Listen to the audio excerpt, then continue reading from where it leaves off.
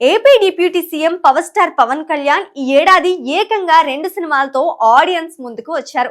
Harihara Veeramallu, OG చిత్రాలతో audience ని అలరించారు. ముఖ్యంగా ఈ ఏడాది పవన్ అభిమానులు పండగ చేసుకున్నారు.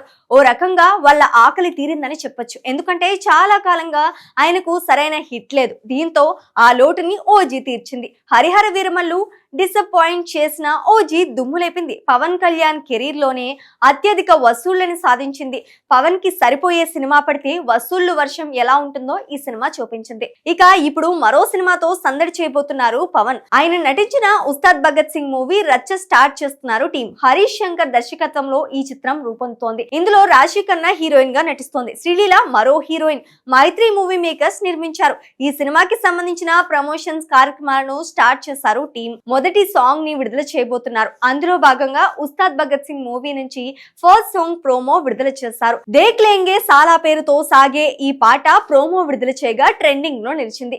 ఈ సాంగ్ ప్రోమోలో పవన్ మార్క్ స్టెప్పులు దుమ్ము లేపేలా ఉన్నాయి. పవన్ హ్యాట్ పెట్టుకునే తీరు అదిరిపోయేలా ఉంది. ఇది అభిమానులను బాగా ఆకట్టుకుంటోంది. పూర్తి పాట ఈ నెల 13న విడుదల కానుంది. ఈ సినిమాకి సంబంధించిన పవన్ కళ్యాణ్ పార్ట్ పూర్తయింది. సినిమా చిత్రీకరణ కూడా దాదాపు పూర్తయిందని సమాచారం. ప్రస్తుతం పోస్ట్ ప్రొడక్షన్ వర్క్ జరుపుకుంటోంది. పోలీస్ యాక్షన్ డ్రామాగా ఈ సినిమాని రూపొందిస్తున్నారు. ఇందులో కొంత పొలిటికల్ టచ్ కూడా ఉంటుందని సమాచారం. ఈ సినిమాని వచ్చే ఏడాది విడుదల చేయబోతున్నారు.